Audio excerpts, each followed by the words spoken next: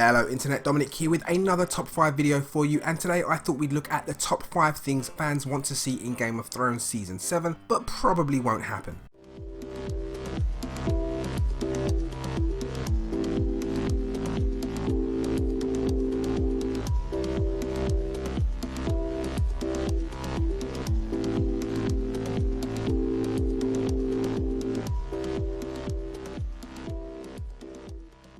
So before we get started, I just want to clarify that these aren't the top 5 things that I personally want to see in Season 7, or even 5 things that I think will happen. For that video, you can click the annotation up there. These are just 5 popular pieces of wish fulfillment or fan service that you often hear crop up in the fan community. Also, remember that this is all show specific and has no bearing on the books. Potential spoilers ahead, and let's go.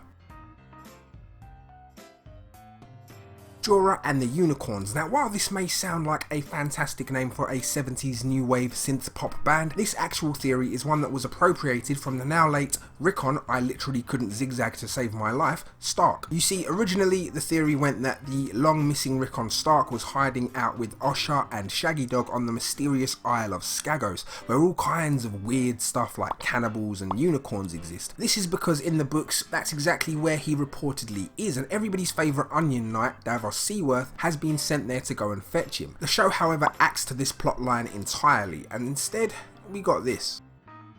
Now that Rickon has gone to join his mother and father and brother before him, fans have found another way to keep this theory alive, and that's by giving it to the Game of Thrones version of a wandering Ronin, Jorah Mormont. As I'm sure you'll all remember, Jorah was sent away by Daenerys to find a cure for what ails him, and fans think this means he'll be the one to end up in Skagos. How exactly, I have no idea, but the theory states that not only will Jorah make it to the mysterious isle, but that he'll return, cured of his grayscale, and riding a Skagosi unicorn into battle to fight beside his queen. I mean, it's more likely than him just curling up in a corner somewhere and dying, isn't it?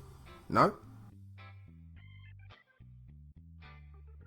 Ugh, I hate this one so much, and have said as much in my top 5 A Song of Ice and Fire theory video, which you can also find in the annotation here. It's not the premise of the theory that I don't like per se, it's just that I don't think it's as likely as its closely related variant. Again, see annotation for more. You see, the theory is that Tyrion is yet another secret Targaryen and is the son of the Mad King Aerys Targaryen and Joanna Lannister. Fans have speculated on this for a while now, largely in part due to the 3 heads of the dragon prophecy that states, well, there must be 3 heads of the dragon, one being Dany, the other being Jon, and the third supposedly being Tyrion. This means that all 3 fan favourites will eventually take a dragon each and ride into combat together, sweeping over the battlefield and raining fire down upon their foes. I get why this is attractive from a wish fulfillment standpoint, but it just doesn't coalesce with the narrative at all. I'm sure Tyrion is going to be bad ass in Season 7, but as a Lannister, not a Targaryen.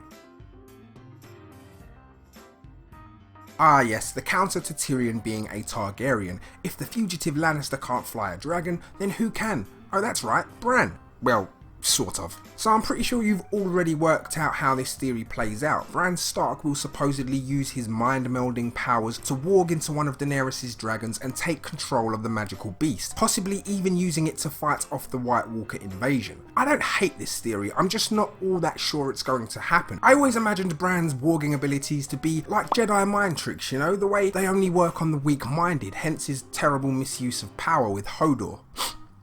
Damn you, Bran! Anyway, dragons are supposedly as smart, if not smarter than humans, and are pretty regal and impressive magical creatures. Somehow I doubt that they'd be easily susceptible to mind manipulation in such a fashion. I'm not entirely ruling this one out, but if I were a betting man, I'd have to say it probably won't go down.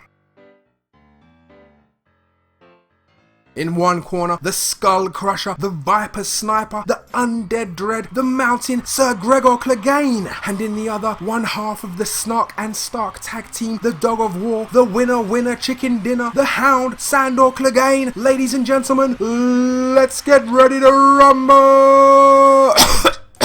Oh god. Oh, sorry. Oh god, I think I'm dying. Help. Okay, so this theory has been doing the rounds for so long now that everybody thought it was pretty much a given, and I have to admit that even though I was and still am massively skeptical of it ever happening, the fact that the show decided to resurrect the Hound does give it some legs. Basically, the theory is that Sandor and Gregor Clegane, or Robert Strong depending on how you look at it, will reunite in a fight to the death for the soul of House Clegane. Only problem with this one is that, well, the mountain is already dead, so yeah, not sure how they're going to pull this one off, but hey, I'd be lying if I said it wouldn't be satisfying as hell to see. That's right, number one is what some see as the inevitable relationship between Jon Snow and his aunt, Daenerys Targaryen. This one has been on the cards forever, and while I've already gone on the record to state that I don't buy into it, I totally get why people do. I mean, it makes sense, right? Take one stupidly attractive person, add another stupidly attractive person, and boom, you get one stupidly attractive super being, and enough Tumblr memes to sustain even the most hormonally charged 14-year-old girl. I'll admit that it's hard to refute this one, as it also makes political sense for two strong houses to unite, given that they're both in opposition to the current monarchy, but for me at least, it all feels a little too contrived. Maybe I only feel that way as I've spent the last few years meticulously poring over this fiction to a degree that probably wasn't intended by the author, and to the point where any outcome for these characters will feel predictable and expected, and ultimately no matter what happens I'll end up feeling unsatisfied and will be left with a gaping hole where my heart used to be because I invest way too much energy into worlds that do not exist. But that's my issue. Are you rooting for Daenerys to happen? Let me know down below. Anyway, thank you all for sticking with the video this long. I hope you enjoyed the content, and if you did, why not throw us a like by hitting that thumbs up button down below. If you click that button in the middle of your screen, you can subscribe to the channel and be sure to stay up to date with my newly released videos. Thanks again for watching, and I'll see you again soon.